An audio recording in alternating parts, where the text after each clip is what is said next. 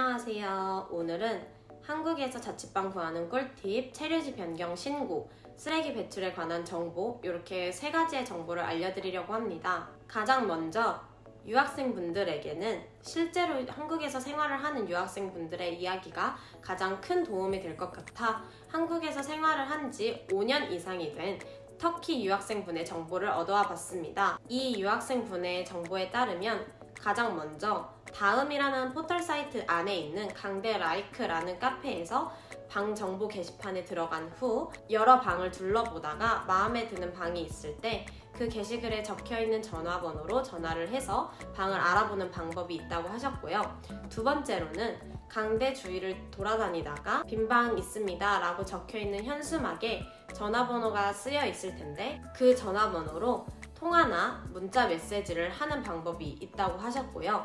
세 번째로는 강대 자대 쪽문 근처에 있는 인터내셔널 하우스라는 곳에 가서 주인과 상의하는 방법이 있다고 하셨습니다. 여기 주인분은 영어로 의사소통이 가능하시기 때문에 한국어가 서투신 유학생분들에게 가장 추천하는 방법이라고 말씀해 주셨습니다.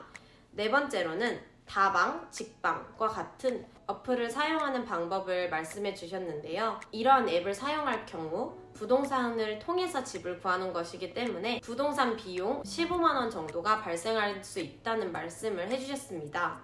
그렇기 때문에 앞서 말한 것과 같이 한국어를 어느 정도 하시는 분들은 강대 라이크라는 카페를 이용하시는 걸 가장 추천한다고 말씀해 주셨고, 한국어가 많이 서투신 분들은 그 인터내셔널 하우스라는 곳에서 상의를 하는 것이 가장 좋은 방법이라고 말씀해 주셨습니다. 네, 저는 자취방을 구할 때 꿀팁을 좀 알려드리려고 합니다. 먼저 말씀드릴 거는 수압 체크인데요. 수압 체크하는 방법은 이제 화장실이나 싱크대 같은 수도꼭지를 틀어서 물이 잘 나오는지 확인하시고 변기물을 내리셔서 물이 잘 내려가는지 확인하시면 됩니다. 그 다음으로 체크해야 될 거는 온수 체크인데요.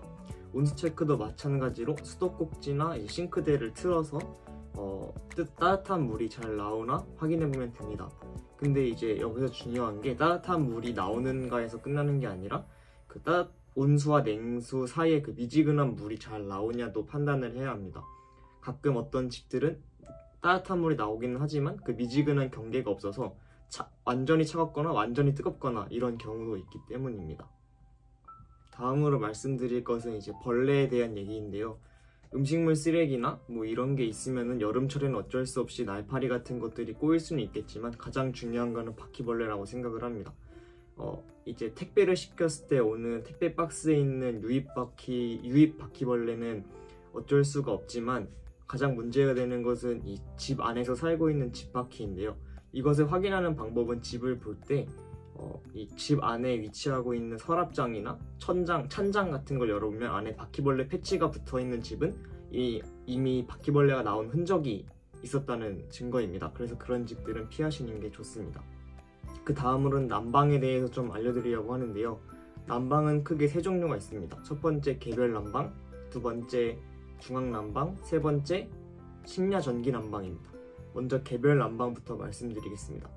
개별 난방은 각 방마다 개인적으로 난방을 켜고 끌 수 있는 것입니다. 이것의 장점은 원하는 온도로 조절할 수 있고 제가 원하는 시간에 끄고 켤 수 있다는 점입니다. 하지만 단점은 이 개인이 관리하는 만큼 유지보수를 개인이 해야 되는 겁니다. 즉, 이 난방이 고장나면은 건물 주인이 고쳐주지 않고 제가 직접 수리기사를 불러서 이거를 관리를 해야 된다는 겁니다. 그리고 이제 개별 난방은 이 보일러실이 다 집집마다 위치해야 하기 때문에 이 대학가에 위치하고 있는 원룸 같은 경우에는 공간이 더 좁아질 수밖에 없고, 그리고 이 보일러 돌아가는 소리 때문에 소음이 심해질 수밖에 없습니다. 두 번째는 중앙 난방입니다. 중앙 난방은 이제 정해진 시간에 건물에 위치하고 있는 모든 방이 한 번에 난방이 켜지고 또 정해진 시간 한 방에 꺼지는 겁니다. 이렇게 하면은 이용이 편리하고 아무래도 개별 난방보다 관리를 해주니까 관리비도 적게 들 것이고 유지보수를 할 필요가 없습니다. 하지만 단점은 개인이 온도 조절을 못하는 만큼 제가 춥지만 더 온도를 높일 수도 없는 거고 정해진 시간 전에 춥다고 제가 보일러를 켤 수도 없는 것입니다. 다음은 심야전기입니다. 심야전기는 약간 개별 난방이랑 중앙 난방을 섞어 놓은 것 같은 느낌인데요. 심야 전기 난방은 오후 10시부터 오전 9시까지 난방이 켜집니다. 그 시간 동안 제가 온도를 낮출 수도 있고 아니면 아예 사용을 안 할 수도 있습니다. 이렇게 이런 식량전기 난방의 장점은 아까 말씀드린 것처럼 개인이 온도 조절이 가능하고 제가 끄고 싶을 때 끌 수 있습니다. 그리고 이건 다른 난방 시스템에 비해서 관리비가 굉장히 적게 듭니다. 단점은 낮에 춥다고 이 난방을 켤 수 없습니다. 그리고 이 난방을 켜면은 다른 난방들처럼 갑자기 확 따뜻해지는 게 아니라 굉장히 천천히 몇 시간에 걸려서 따뜻해지기 때문에 추위를 많이 타시는 분들이라면 바닥에 러그를 까는 게 필수 요소일 수도 있습니다. 여러분 안녕하세요. 제가 이번에 여러분들께 알려드릴 정보는 바로 체류지 변경 신고입니다. 이 체류지 변경 신고는 유학생분들에게 중요하고 필요한 정보이기 때문에 제가 지금부터 차근차근 알려드리도록 하겠습니다. 우선 기숙사를 거주하시는 분들을 예로 들자면 강원도 춘천시 강원대학교 1 학생생활관 이렇게 기재를 하는 것이 아니라 강원도 춘천시 강원대학교 1 이름관 몇 호 이런 식으로 어느 기숙사에 살고 몇 호에 사는지까지 자세하게 기재를 해야 한다고 합니다. 하지만 한 학기마다 방이 바뀌거나 기숙사가 달라지는 경우가 있는데 이럴 때도 신고를 다시 해야 한다고 해요. 첫 번째로 같은 기숙사에 살아도 호실이 바뀌는 경우 이때도 신고를 해야 하고 두 번째로 만약에 세론관에 살고 있었는데 이룸관으로 옮겼을 경우 이때도 신고를 해야 한다고 합니다. 사는 곳이 바뀌면 그때마다 신고를 해야 한다고 생각하시면 될 것 같아요. 이제 체류지 변경 신고하는 방법을 알려드리도록 하겠습니다. 체류지 변경 신고는 오전 7시부터 10시까지만 할 수 있습니다. 그리고 구비 서류가 있는데 구비 서류는 여권, 외국인 등록증 또는 외국인 입국 허가서 이 셋 중에 하나와 체류지 입증 서류 이렇게 두 가지가 필요하다고 합니다. 우선 하이코리아라는 웹페이지 접속을 해주신 뒤에 회원가입과 로그인을 해주세요. 이렇게 로그인까지 완료가 되었다면 상단에 있는 민원 신청을 눌러줍니다. 민원 신청을 누른 뒤에 여러 가지 목록들이 이렇게 있을 거예요.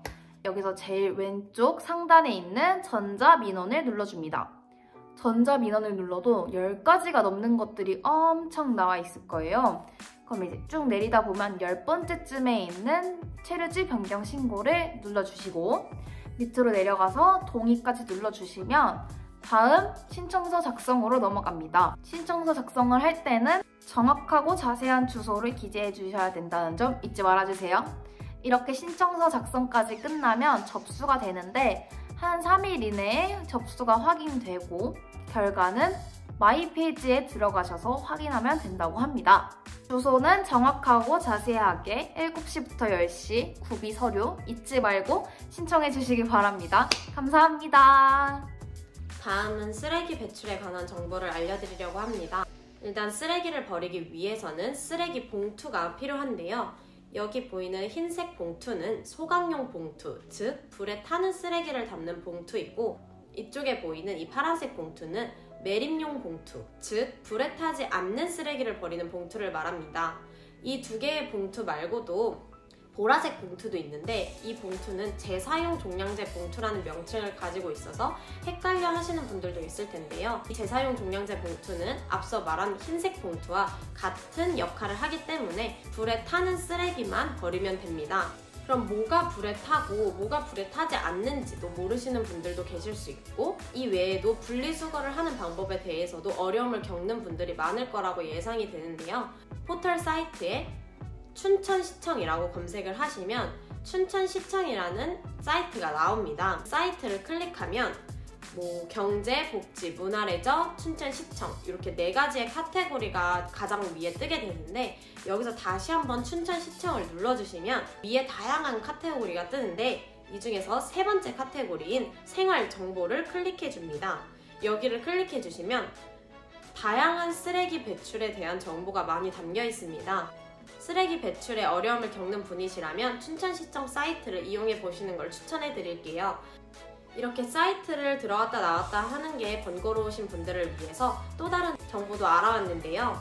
휴대폰 앱스토어에 들어가서 분리수거 또는 분리배출이라는 단어를 검색하신 후 가장 마음에 드는 앱을 다운로드를 하시면 됩니다. 그러면 여기에 앱 안에 어떤 물건은 이렇게 버려야 한다, 어떻게 분리수거를 해야 한다 라는 정보들이 정말 다양하게 나와 있으니까요. 한번 이런 앱들도 이용해 보시는 것을 추천합니다. 지금까지 영상 봐주셔서 감사합니다.